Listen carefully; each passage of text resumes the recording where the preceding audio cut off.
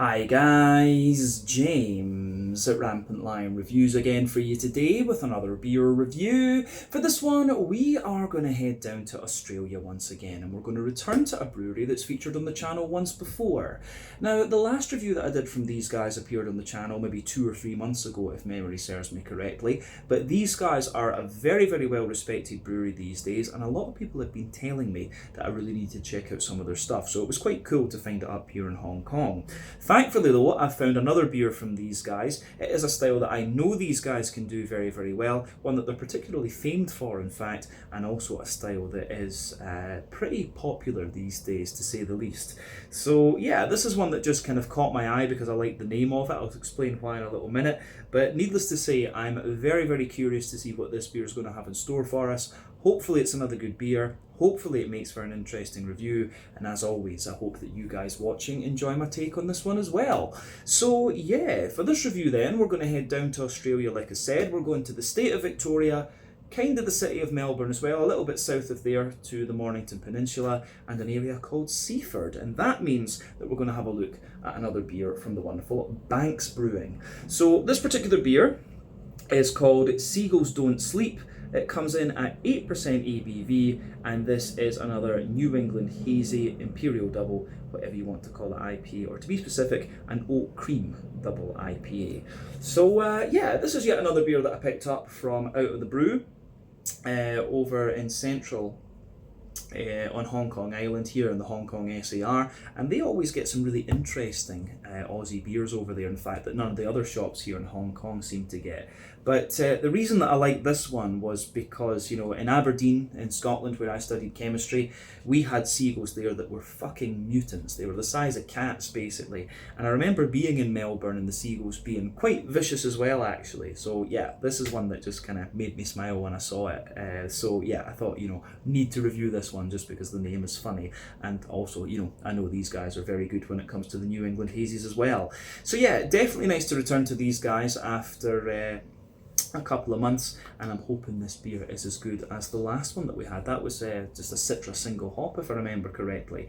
But yeah, been a wee while since I've had an Oat Cream Double IPA, and I don't know if I've had one that's been specifically called an Oat Cream IPA from an Australian brewery either, so that makes it quite interesting. But yeah, let's crack on with this one then and see how we go. So as always with my reviews, I'll tell you a little bit about the brewery before we taste the beer. If you want to get straight to the tasting though, just fast forward. All the usual links can be found in the video description below. That's the brewery website, the link to my other reviews that I've done from Banks Brewery before, and we will no doubt add more to that list at some point in the near future. But there's all the usual social media down there. If you want to see more reviews, do please consider subscribing to the channel. The support that you give is massively appreciated, and remember, you can go into the channel homepage and search for beer using the geography tagging system. So go in there, use the little search bar, put in your hometown, state, county, province, whatever you like. If I've reviewed beers from the area that you search for, they will pop up. Failing that though, you can check out the playlist of beers from different countries. You'll find this one in the Australian playlist along with a number of other things. That's being added to whenever I get the opportunity, but quite regularly, because we do get a good bunch of Aussie beers here in Hong Kong, which I'm very happy about. But do make sure you check out the playlist of beers from other countries as well, because there are some very, very interesting things on the channel these days. And if you are particularly interested in Aussie beer, do make sure you go and check out my friend Sam Smalley over at Short and Stout Beer Reviews. He'll keep you a bit more up to date with the Aussie beer scene than me, and yeah, hopefully I can go down there and visit him at some stage and do some out and about filming. That would be awesome. But yeah, let's go on to my brewery notes then, and I'll tell you a wee bit about Banks Brewing once again. So Banks Brewing, as I've mentioned to you already, are based in Seaford on the Mornington Peninsula to the south of Melbourne in the state of Victoria in Australia. So the brewery dates back to 2016, and it was founded by Chris and Penny Farmer. So Chris has had a long passion for home brewing, and he found himself at a crossroads where he could take over his family business that he'd been running for 10 years or branch out on his own, and he decided to go with the latter option. So Penny has a background in accounting, and so she deals with the business side of the brewery, while Chris takes care of the brewing operations. But the brewery was officially founded as Mr. Banks Brewing Company, with the name being a reference to Chris and Penny's chocolate Labrador dog, who was named after a character from the Mighty Ducks film, which is of course about American hockey. They quickly outgrew their first brewery, and then they moved to their current site in Seaford. Apparently they had been originally brewing using recycled dairy equipment, but the new site was quickly updated to a 1200 litre brew kit with 6 fermentation tanks, 3 1200 litre and 2 2400 litres, and also 1 3600 litre, and the fermentation capacity and brewery infrastructure has been expanded and upgraded over the last few years. But they've got a tap room on site there as well, which opens Thursday to Sunday, and it serves pizza, so that's somewhere that I do want to go and check out when I make it back to Melbourne. But in 2021 they had to change their name simply to Banks Brewing after a run-in with Matthew McConaughey's legal counsel, who objected to the name of their beer, which was called McConaughey's.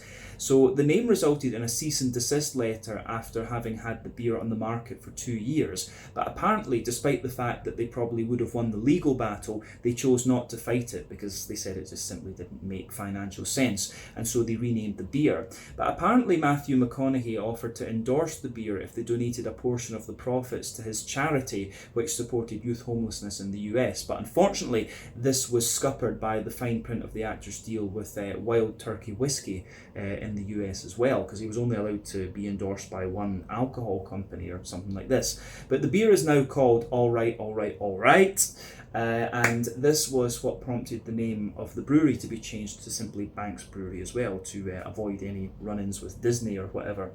Pretty sure the Mighty Ducks is a Disney film, come to think of it.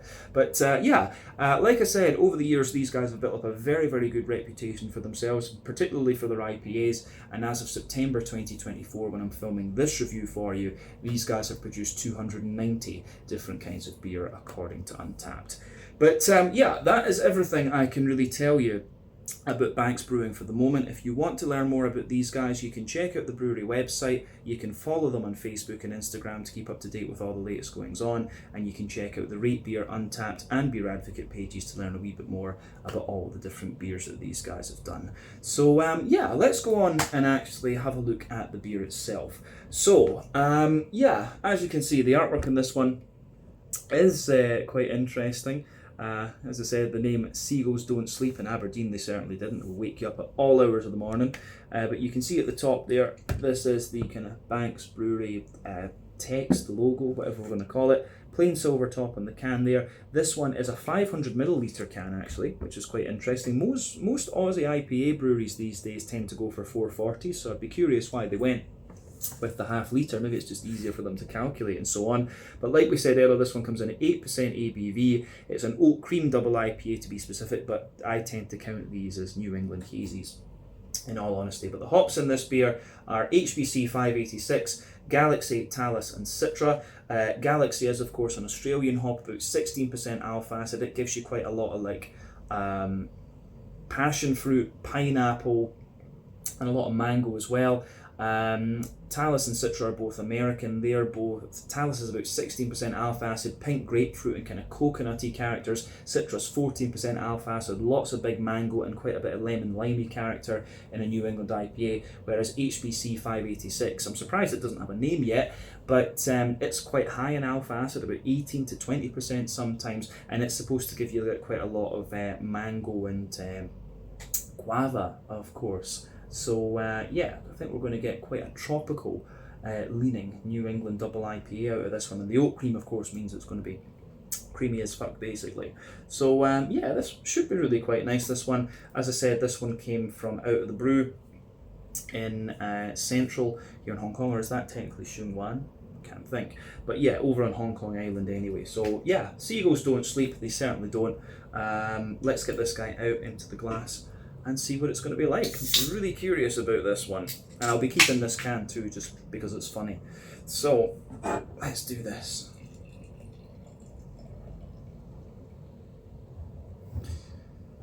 Yeah.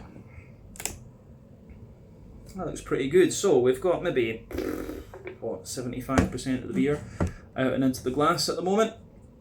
And that should be enough to have a little look at the colour of it. I don't know what's going on with the camera there. It's zoomed out a little bit strangely, but there we go, that's better. So anyway, you can see before the head disappears that this one poured with about a 2/3 finger of quite a soapy, I would say slightly cream coloured head there. You can see the smaller bubbles kind of on the surface of the liquid there, and they get a little bit bigger the further up the head that you go, but you can see it's quite a soapy head that's on this thing, I have to say.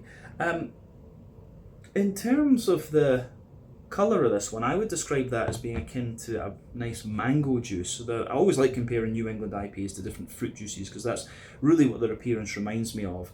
But yeah, remember the colour of your beer depends on a few things. One, the type of malts that you use. This goes a long way to determining your EBC rating. Two, length of your wort boil is also going to play a role because the longer you boil the wort, the more the sugars caramelise and thus you get a darker colour of beer. Any barrel aging that you do or adjuncts you put into the beer will affect its colour as well. And that can vary from brewery to brewery and beer to beer and things like that. But quite often you don't have to care about those latter two variables when it comes to different kinds of IPAs, of course. The level of haze in this one isn't the soupiest and gloopiest from what I've seen from New England hazy IPAs, of course. But yeah, it certainly looks pretty nice, actually. Yeah, so for me, it's not the soupiest and gloopiest, as I said, and for an oat cream IPA I would expect it to be a little bit more soupy in all honesty, but maybe there's a wee bit of sediment in the bottom of the can. We have to keep that in mind too. But the level of haze, of course, depends on the oat content, wheat content, and to a degree what yeast you use, and again can vary from brewery to brewery and beer to beer. I thought originally it was kind of down to the ABV, but not always the case. But yeah, not too much visible carbonation in this one. The head has faded away to be a slightly thinner, more foamy layer, but all in all it looks pretty nice, so big thumbs up to Banks Brewing for the appearance of this one. But let's leave it at that and go on and have a wee look at the aroma, which I have to say I'm very, very curious about. So let's do that. Nothing surprising about this beer in terms of its appearance when you consider what style it is. So yeah, aroma wise, again, it's pretty much in line with what you would expect. So it's a very soft and kind of unassuming aroma that you get out of this one. Actually, it's kind of soft and juicy, a little bit of creamy notes there, lots of bread and grassy character, to be honest with you. As I've often said, New England IPAs have 6 different elements you should think about when it comes to their aromas and flavour profiles. So you've got the farmhousey, yeasty kind of character and the rye lean and grainy side of things. Those 2 elements are a bit more prominent in American brewed New England IPAs, but as the style moved away from there and it evolved a little bit, there's been more focus on wheaty bitiness, oaty creaminess, barley malt bread, and also the sweeter side of things. Obviously with this one being an oat cream IPA, the focus is on the oats. So yeah, you've got that big oaty character in there, but I still think you can get a little bit of the wheat and a little bit of the barley malt out of this one as well. So yeah, it's kind of well balanced in its malt base. I do wonder, some of the parts of the aroma in this beer make me think there's a wee bit of like acidulated malt or something like that in there, but we'll need to see. That could just be some of the fruits from the hops, right enough. But yeah, it smells really, really nice, this one. Big juicy fruity characters, quite tropical as you'd expect, and a nice big green component coming out of the beer too. So let's do as we always do. We'll break the aroma of the beer down and describe it for you more in depth. So the backbone of the beer is, of course, that kind of lovely, fresh, white bready bread crust in there. So yeah, soft, fresh, white bready bread crust in there. Little touch of woodiness, of course, a wee bit of kind of Jacob's cream cracker, which is absolutely great. But on top of that, on top of the cracker, you do get a little touch of like a sweet kind of, there's a little touch of like wholemeal brown bread in there. So yeah, a wee bit of wholemeal brown bread, which has a wee bit of graininess to it as well.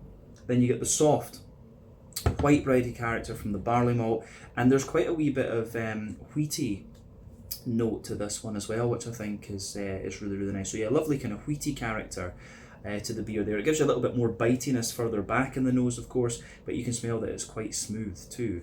On the oaty side of things, the oats are really quite smooth in this one. They're showing you a little bit of dryness, of course. One of the things I'd often said about New England IPAs was that the oaty character in these can usually give you a fairly crude indication of whether your beer is quite fresh or it's a little bit older. Essentially, the creamier the oats are, the fresher the beer is, the drier they are, the older the beer is. You can smell a little bit of dryness coming out of the oaty character of this one, but obviously with it being oat cream, it's more smooth and creamy. So yeah, kind of makes sense. But yeah, I still get a wee bit of wheat sitting behind that, but the oats come across as very, very creamy, which, let's just say, makes sense. On top of that, you do get a little bit of sweetness coming out of this one. There's a little bit of like Werther's Original Butter Candy Butterscotch. So yeah, a little bit of Werther's Original Butter Candy Butterscotch. Wee bit of biscuit in there, but I would say those take a little bit of a back seat. The sweeter side of this one is not overly prominent, in all honesty. So yeah, the way that goes together is really, really quite nice. So yeah, don't know if there's really much else to say about the malty side of things.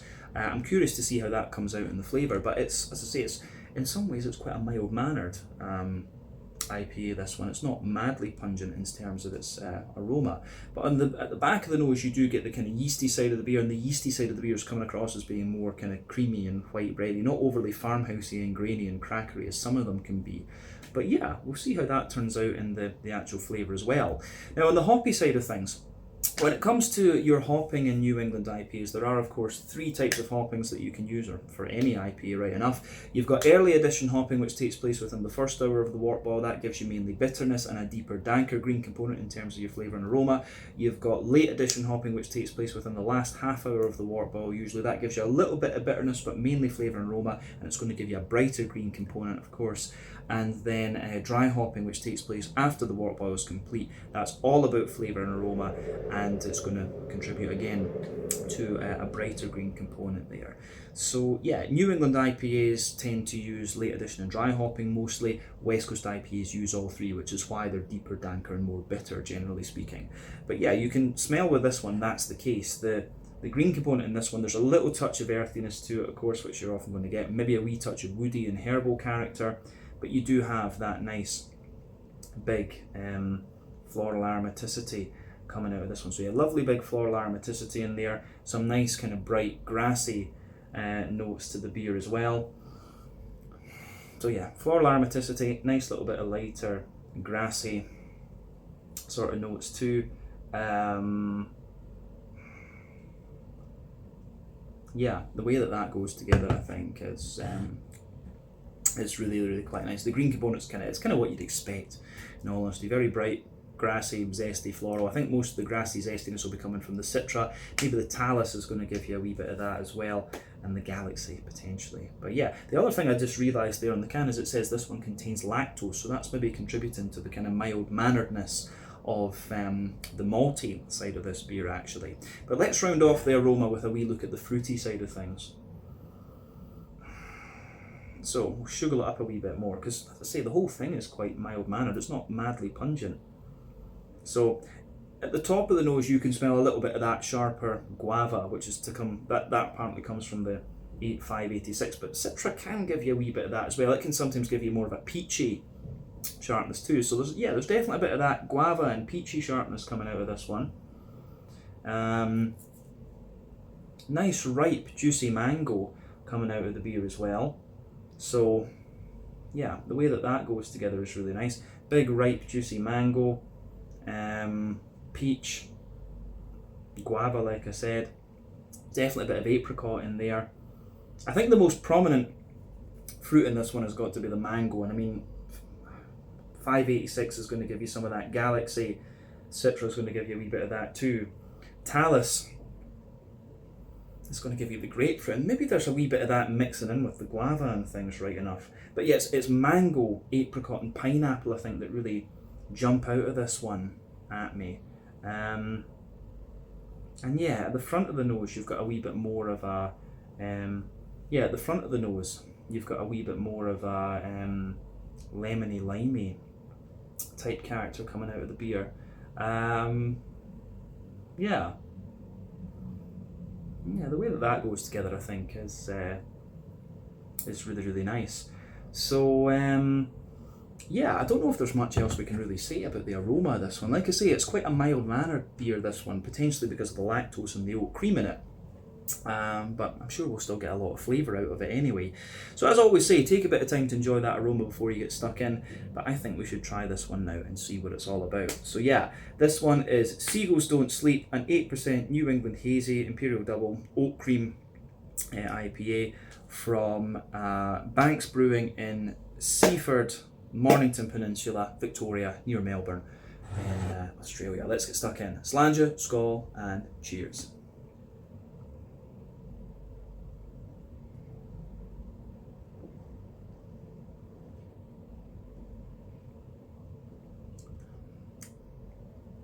Yeah. Now, that's really good. It's interesting for me because if I remember the Citra one that we had from these guys before, it was like really soft and quite light and easy to drink. And this one kind of follows on with that as well. It's very soft and light and easy to drink beer. You can see, I wanted to get the rest of this beer out into the out of the can and just see how it kind of appeared, in honesty. But you can see it has got a little bit soupier and more gloopy now that we've got all of the beer out and into the can. But again, really soft, creamy and smooth, but still quite light and drinkable. New England Double IPA, this one. You could drink this beer quite easily without realising how strong it is. So this one's a bit dangerous probably, but if I remember rightly, I said the same about the last one that I tried from these guys. So yeah, that was interesting for sure.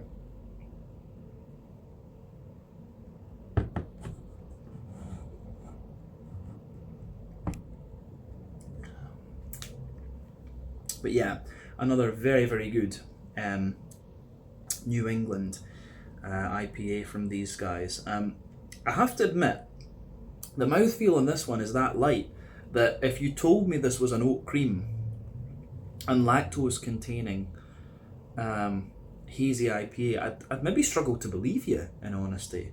The lactose really gives you a big smoothness to the mouthfeel, and it's so light and creamy, but yeah, it's really, really quite interesting how everything pieces together in this one. So yeah, it's good stuff. It really is good stuff.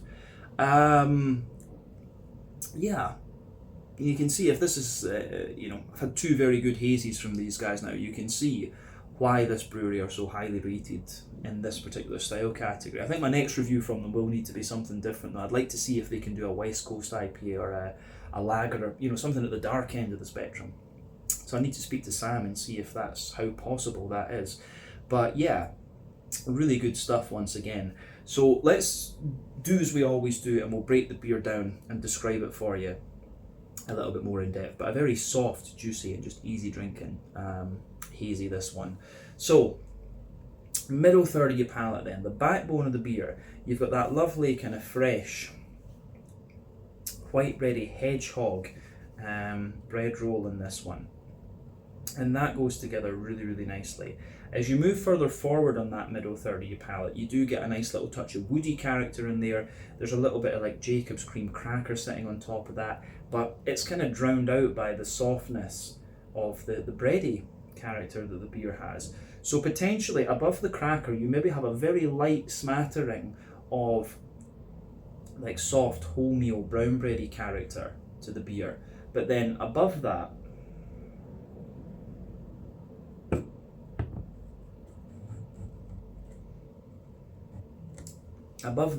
you get the white bready side of the beer. So you can feel this one, it's very light in the backbone, but it gets more dense the further up in the flavour that you go. And that's just the nature of the oat cream, of course, and there's definitely some wheat in this one. So yeah, you can feel that white bready layer, which is a little bit more lighter, airy and more fluffy in there. So yeah, the brown bread, the white bread, Then above that you have the above that you get the sort of wheaty and oaty layers there. Now, as I've said in a few videos before,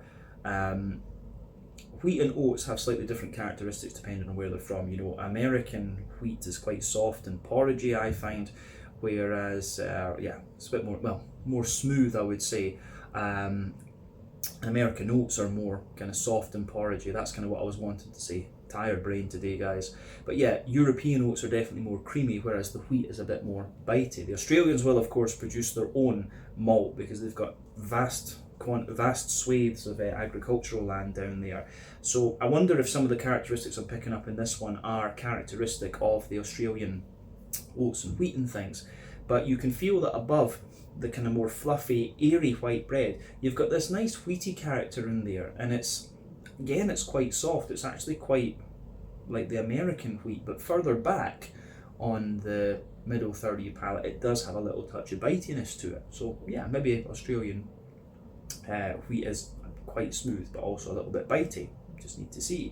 But yeah, above that, you start to get all the oaty character out of this one. The lactose, I think, and the oaty characters are just really mixing together in this beer. So yeah, you can feel that nice big oaty, creamy, lactosey vibe coming out of this beer, which, as I say, I do really appreciate. I think it's really nice.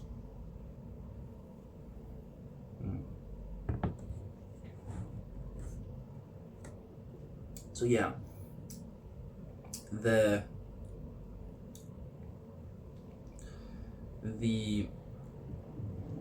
oaty side of this beer, it almost has a slight sweetness to it. I wonder, there's one of the yeasts that they use in these beers can give you a sort of Skittles flavour, and within that kind of really thick, oaty, creamy layer, if you go down the middle line of your tongue, the beer has this very slightly Skittles-like flavour to it, but it's really, the oaty side of this one's very kind of fluffy and light, but as you go into the aftertaste, you'll feel there's a little circle in the middle of your palate, and that's the little circle is kind of like that little circle has a kind of sort of Werther's Original butter candy type character to it, but it gets drier and drier the further into the aftertaste that you go, and potentially there's a little bit of, you know, McVitie's digestive biscuit coming out of this one too. So yeah, the way that all of this goes together, I think it's really, really nice in this one.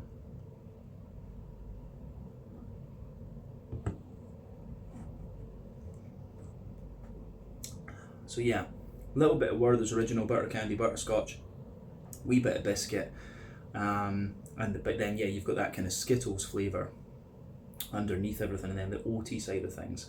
So yeah, the way that all of that pieces together in this one, I think, is really quite interesting. The malt base on this one's quite different to others that I've had, incidentally.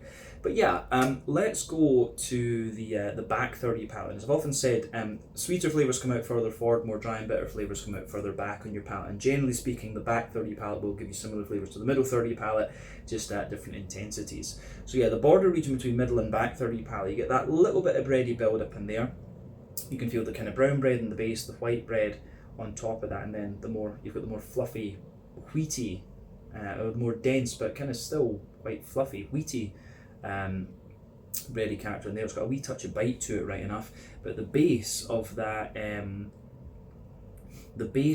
back third of your palate, you can feel you've got the Jacobs, you've got the kind of white bready bread crust in there, the Jacobs cream cracker. Then you've got the kind of wholemeal brown bready layer, which was a little bit lighter, taller, and more airy. The white bready barley malt character, which was a little bit lighter, taller, more airy. Then you've got the wheaty bread, which sits above that. And that wheaty bready character on the back third of your palate does have a wee bit of bite to it, and you can feel the drier side of the oats just creeping over the top of that. And then, of course, you've got some of the yeasty character coming out of this beer above that too. So yeah.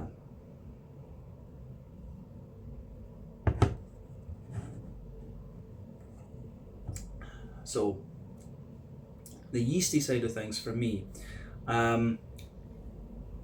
soft, kind of white bready character at the core. Maybe it's a bit sweeter, like a brown bread, right enough, but yeah, more white bready character around the edge, and then a wee bit of bread crusty character just surrounding that too. But it has a wee bit of a crackery, woody sort of thing into the aftertaste. But definitely, yeah, the back third of your palate, you can feel the flavour is taller. Then as you move further forward into the middle third of your palate, it just kind of condenses down and squashes together that a little bit more. So yeah, the way that all of that pieces together in this beer, I think is really, really nice. So the malty, yeasty side of things gets a big thumbs up from me. Let's go on to the hoppy side of things for the beer then. Back corners of the palate, you do of course have a little bit of earthiness in there, but as you move further forward, there's a wee bit of kind of pine resin lingering on the kind of midpoints of the sides of your palate, but as you reach the kind of front corners of your tongue, it is definitely more floral and aromatic, and then round the front curve of the tongue, lighter and more grassy, but a wee touch zesty as well. I do wonder if there's been a wee bit of cryo or something added, or lupulin oil or whatever added into this one, because the green component is very, very smooth. It's not overly, you know, you do get that little bit of kind of dry bitterness if you use the tea pellets. Was it T40 pellets? I forget the number. But yeah, it does give you, usually it would give you a little bit more of a kind of dryness and things. But yeah, green component in this one, it does give you a wee bit more bitterness into the aftertaste. But let's focus on that front third of your palate then, and the fruity side of things. So yeah, border region between front third and middle third of your palate, you get that nice little bit of bready build up in there, and again, brown bread in the base, the white bread on top, and then the more kind of wheaty, dense white bread above that. Little touch of bitiness there, but the base of that front third of your palate, you have the bread crust, wee bit of the cracker, brown bread, white bread, and the more wheaty side of things as well. And then above the wheaty bread, you get that nice oily bubble where the juicy fruity esters just roll their way out of the beer. So let's look at that fruity side of things then.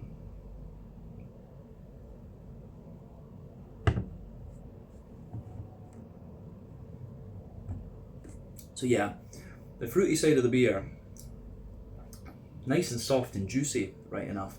But when at the back of that front third of your palate, there's definitely a wee bit of that pink in the base. You've definitely got a wee bit of that pink grapefruity character from the talus in there. But above that, yeah, there's peach and guava. The guava's from the HBC 586, and the peachy notes are definitely from the Citra. But as you move further forward from that, it's quite a ripe, juicy mango that comes out of this one. And you know, 586, Citra, and Galaxy are all going to contribute to that. But as you reach the middle of that front third of your tongue, you can feel really kind of soft apricot in this one.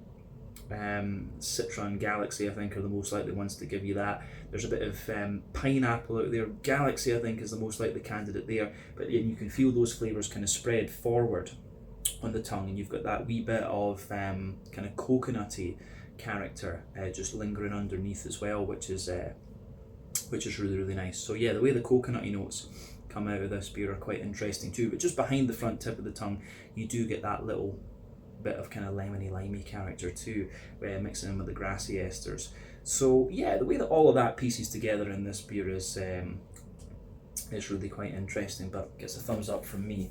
So yeah, again, fruity side of this one, the guava and the peach and the pink grapefruit and the coconut, they actually linger into the aftertaste with this one too. So different approach to the last one we had with the Citra.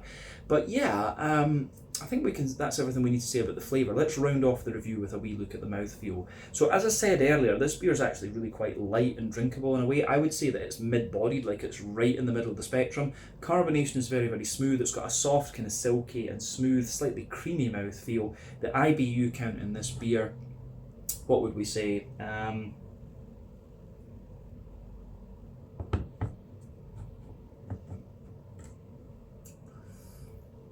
Yeah, the IBU count in this beer is pretty low, in all honesty. Maybe it builds a little bit of bitterness into the aftertaste. I think 40 at the absolute most, but I wouldn't be surprised if this one's 25 or 30. I think it does build a wee bit though, and you get a wee bit of the piney resin and the floral aromatic spice out of it. Maltness, like we said, a bit dry and underneath, smoother in the middle, and a wee bit like more creamy on top. And then, as we said earlier, the fruitiness has a wee bit of a tropical sharpness, and then it smooths out and gives you more juicy characters and a wee bit citrusy into the aftertaste. But all in all, beautiful IPA once again from Banks Brewery. And yeah, I can see why people regard this brewery so highly. So yeah, let's I'm going to sneeze 10 times now, but let's leave it at that for this one. This was the Seagulls Don't Sleep, an 8% oat cream New England Hazy Imperial Double, whatever you want to call it, IPA from Banks Brewing in Seaford, Mornington, Melbourne, Victoria, Australia. Once again, thank you for watching my beer reviews. Please like, subscribe, share, all the usual YouTube stuff. Let me know your own thoughts on this one in the comment section below. Let me know what your favourite beers are from Banks Brewing as well. And we will no doubt return to these guys again in the near future. But until the next time, check out my social media, check out their social media, and I'll see you guys again in another review. Ciao just now.